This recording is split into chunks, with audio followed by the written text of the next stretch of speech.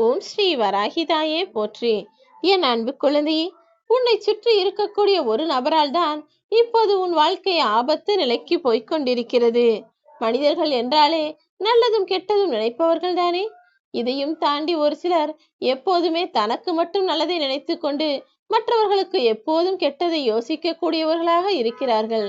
அப்படிப்பட்ட ஒரு மனிதர் தான் இப்போது உன் வாழ்வில் ஆபத்தை விளைவிக்க தயாராக காத்திருக்கிறார்.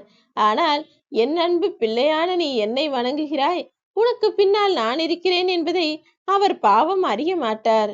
ஆனால் அவருக்கு என்ன செய்ய வேண்டுமோ, அவருடைய தவறான சிந்தனைக்கும் தவறான செயலுக்கும் என்ன தண்டனையை கொடுக்க வேண்டுமோ அதை நான் கொடுக்கத்தான் போகிறேன் என் செல்லமே. நீ கலங்காதே. இன்பம் துன்பம் இரண்டுமே நிலையில்லாத இந்த உலகத்தில் மனிதர்கள் எப்போதுமே இன்பத்தை விரும்புபவர்களாக இருக்கிறார்கள். துன்பமே தன் வாழ்வில் வந்துவிடக்கூடாது, பிரச்சனைகளே தன்னை நெருங்கக்கூடாது என நினைப்பவர்கள் நிறைந்த இந்த உலகத்தில் உனக்கு மட்டும் நீ நல்லது நடக்க வேண்டும் என்று தானே ஆசைப்படுவாய்? அது எனக்கு தெரியும். இருந்தாலும் உன்னை சுற்றி இருக்கக்கூடிய இன்னொரு நபர் அப்படி நினைக்கவில்லையே. எப்போது நீ துன்பத்தில் வீழ்ந்து போவாய், எப்போது நீ வேதனைப்படுவாய், எப்போது நீ கஷ்டப்படுவாய், எப்போது நீ நிம்மதி இல்லாமல் அவரிடமே வந்து உன் பிரச்சனைகளை சொல்லுவாய் என எதிர்பார்த்து காத்திருக்கிறார். நீயும் அப்படித்தானே செய்கிறாய்.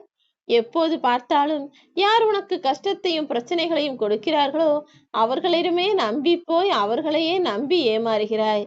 அவர்களிடம்தான் உன் மன வேதனைகளை எல்லாம் சொல்லி அவர் உனக்கு ஆதரவாக இருப்பார் என நம்புகிறார். ஆனால் உண்மை என்ன தெரியுமா? நீ யாரை முழுவதுமாக நம்புகிறாயோ, யார் உனக்கு நல்லது நினைக்கிறார், நல்லது செய்வார் என நம்புகிறாயோ, அவர்தான் எப்போது பார்த்தாலும் உனக்கு கெடுதல் செய்வதை பற்றி யோசித்துக் கொண்டிருக்கிறார். எப்போது நீ கீழே விழுந்து போவாய், அழிந்து போவாய் என எதிர்பார்க்கக்கூடிய முக்கிய நபராக அவர்தானே இருக்கிறார். அவர் வேறு யாரும் அல்ல, உன்னருகில் நீ நன்றாக பேசி சிரித்து பழகக்கூடிய உனக்கு தெரிந்த உனக்கான உறவுதான் அது. எது வந்தாலும் ஏற்றுக்கொண்டு வாழக்கூடிய நீ யார் எப்படிப்பட்டவர் என்பதை புரியாமல் வாழ்ந்து கொண்டிருக்கிறார். ஒரு உண்மையை புரிந்து கொள் என் செல்லமே. இன்பமும் துன்பமும் நிச்சயமாக ஒன்றன் பின் ஒன்றாக வந்து கொண்டுதான் இருக்கும். இன்று இன்பத்தை அனுபவித்தால் நாளை நிச்சயம் துன்பம் வரலாம். இன்று நீ துன்பத்தை அனுபவித்துக் கொண்டிருந்தால் நாளைய நாள் நிச்சயம் உனக்கு இன்பமானதாக இருக்கலாம்.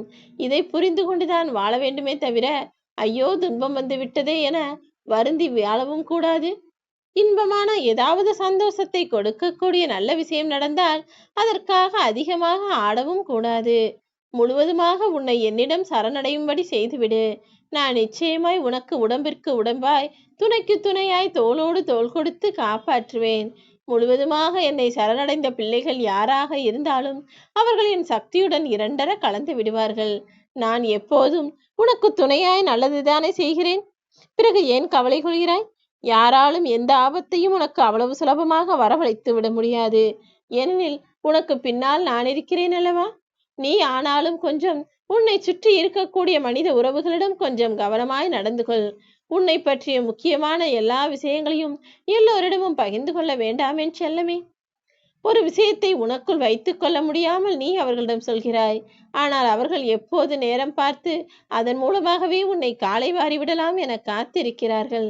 ஏனெனில் இங்கு வாழக்கூடிய எல்லார் மனதிலும் அவரவர்களுக்கென 1000 நியாயங்கள் இருக்கிறது.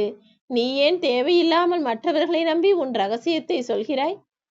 உன்னை பற்றிய ஒரு ரகசியத்தை உன்னாலேயே பத்திரமாக வைத்துக் கொள்ள முடியவில்லை என்றால் மற்றவர்கள் மட்டும் எப்படி அதை பத்திரமாக வைத்துக் கொள்வார்கள்? உன்னை பற்றி வெளியில் சொல்லி உன்னை அசிங்கப்படுத்த மாட்டார்கள் என நம்புகிறாய்? எந்த ரகசியமாக இருந்தாலும் சரி, அது உன்னிடமே இருக்கும் வரையிலும் தான் நீ பலமான ஆளாக இருப்பாய். மற்றவர்களிடம் சொல்லிவிட்டால் அது எப்போது வெளிவருமோ, யார் என்ன நினைப்பார்களோ, என்ன பேசுவார்களோ என நீ பயந்து பயந்து வாழ வேண்டிய சூழ்நிலை உண்டாகிவிடும் என் செல்லமே. அதே போல இன்னொரு விஷயத்தையும் ஞாபகம் வைத்துக்கொள். யாரோ ஒருவர் உன்னை காயப்படுத்தி விட்டார் என்றால் நான் போய் அவரிடம் நியாயம் கேட்க வேண்டும். அவர் எப்படி இப்படி செய்யலாம்? அவர்கள் ஏன் என் மனதை காயப்படுத்த வேண்டும்? நான் என்ன தவறு செய்தேன் என நீ மீண்டும் அவர்களை தேடி போய் நியாயம் கேட்க போனால் அவர்கள் சொல்லும் காரணம் எப்படிப்பட்டதாக இருக்கும் தெரியுமா? அது மேலும் உன்னை காயப்படுத்தி உன் மனதிற்கு அதிக வலியை கொடுத்து உன்னை அழுகும்படியும் கண்கலங்கும்படியும் செய்து வைத்துவிடும். யார் எப்போதும் எந்த தவறை செய்தாலும் அதற்காக நீ நியாயம் கேட்க வேண்டாம் என் செல்லமே. இங்கு வாழக்கூடிய எல்லா மனிதர்களும் அவர்கள் செய்வது முழுவதுமாக சரி என நியாயம் கற்பிக்க கூடியவர்களாக இருக்கிறார்கள். யாரிடமும் போய் சண்டை போட வேண்டாம், சமாதானமும் தேவையில்லை. முடிந்தால் பழகு, இல்லை என்றால் விட்டு விலகு. சண்டையில் எப்போதும் ஒருவர்தான் வெல்ல முடியும், ஆனால் சமாதானத்தில் இருவருமே வெல்ல முடியும் அல்லவா? நீ யாரிடமும் எதையும் கேட்காமல் கொஞ்சம் விலகி இருந்து கொள். யாருக்கு எப்போது நல்ல புத்தியை கொடுக்க வேண்டுமோ, அவர்கள் செய்த தவறுக்கு எப்படி தண்டனையை கொடுத்து அவர்கள் செய்தது தவறுதான் என்பதை உணர வைக்க வேண்டுமோ, அந்த வேலையை நான் பார்த்துக் கொள்கிறேன். எல்லோரிடமும் நன்றாக பழகலாம், ஆனால் அவர்கள் கொடுக்கக்கூடிய அன்பில் நீ அமிழ்ந்து மூழ்கி போய்விடக்கூடாது. வாழ பழகு, ஆனால் யாரும் செய்யக்கூடிய விஷயங்களில் வழுக்கி விழுந்து விடாதே. கஷ்டங்கள் என்பது எல்லாருக்கும் வருவதுதான்.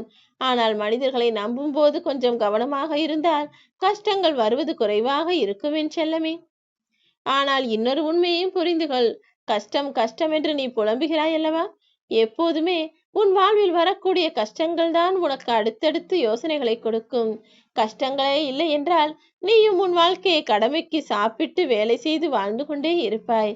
கஷ்டம் என்கிற ஒன்று வருவதால் தானே எதை எப்பொழுது எப்படி சரி செய்யலாம், எப்படி தீர்க்கலாம், யாரிடம் எப்படி பேசலாம் என பல விஷயங்களை போட்டு யோசனை செய்கிறாய். உன் மனமும் உனது புத்தியும் யோசனை செய்யும் போதுதான் வலுப்பெறும், பலமாகவும் மாறும். அதன் மூலமாக தான் நீயும் எல்லா விஷயங்களையும் சமாளித்து வாழக்கூடிய சக்தியுள்ள ஆளாக மாறுவாய்.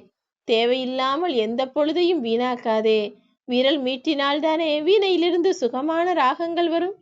சோம்பலாய் சுற்றித் திரிந்தால் உன் சோகத்தை வாங்கக்கூட ஆள் இருக்க மாட்டார்கள். நீ எப்போதும் சுறுசுறுப்பாய் செயல்பட்டால் அந்த பாலைவனத்தில் கூட பாலை மரங்களை பூக்க வைக்க உன்னால் முடியும். நீ கவலை கொள்ளாதே. உனக்கான எந்த நல்ல விஷயம் நடக்க வேண்டும் என நினைக்கிறாயோ அதை நான் நடத்தி முடிப்பேன். எந்த விஷயங்களெல்லாம் உனக்கு கஷ்டங்களையும் கவலைகளையும் கொடுக்கிறதோ அதை உன்னிடமிருந்து நான் விலக்கி வைப்பேன். மரங்களிடம் கூட மனிதர்கள் கற்க வேண்டிய பாடங்கள் ஏராளமாக இருக்கிறது. மரம் என்பது பல வருடங்கள் மற்றவர்களுக்கு பயனுள்ளதாகவே இருந்தும் கூட மற்ற மனிதர்கள் அதற்கென எதுவும் தண்ணி ஊற்றாமலும் எந்த செயலையும் செய்யாமலும் இருந்தும் கூட அது வாழையடி வாழை போல மரத்திற்கு அடுத்த மரம் போல சந்ததிகளை மறக்காமல் விட்டு செலுத்தி கொண்டுதானே இருக்கிறது. தலைமுறை தலைமுறையாய் வாழ வைக்கக்கூடிய ஆலமரம் என்பது எல்லாருக்கும் அரவணைப்பாகவும் இருக்கிறது, எல்லாருக்கும் நிழலாகவும் இருக்கிறது. அதிலிருந்து எவ்வளவோ பயன்களை மற்றவர்களுக்கு கொடுப்பதை போல மனிதர்களும் எப்போதும் எல்லாருக்கும் நல்லது செய்யக்கூடியவர்களாகவும் நல்லது நினைப்பவர்களாகவும் தான் இருக்க வேண்டும். அவரால் தனக்கு என்ன பயன், இவரால் நமக்கு என்ன நல்லது நடக்கும் என எப்போது மற்ற மனிதர்கள் எந்த அளவிற்கு உனக்கு தேவைப்படுவார்கள் என சுயநலமாக யோசிப்பதை விட்டுவிட்டு எல்லாருக்கும் பயன்படும் வகையில் நீ உன் வாழ்க்கையை வாழ்ந்தால்தான் அது சிறப்பானதாக மற்றவர்கள் பாராட்டும்படியாக அமையும். நிச்சயமாக உன் செயலை பார்த்து எல்லாரும் பாராட்டும்படி நல்ல பிள்ளையாக நீ வாழ்வாய் என்பதில் எனக்கு நம்பிக்கை இருக்கிறது. உன்னை சுற்றி எவ்வளவு ஆபத்துகளும் பிரச்சனைகளும் இருந்தாலும் அதிலிருந்து நான் உன்னை காப்பாற்றி கரை சேர்ப்பேன். கவலை கொள்ளாதே. நல்லதையே நினை. உனக்கு எல்லா விஷயங்களும் நல்லதாகவே நடக்கும்படி உன் வராகி அம்மா நான் பார்த்து கொள்கிறேன். நல்லதையே செய்வேன். ஓம் ஸ்ரீ வராகிதாயே போற்றி.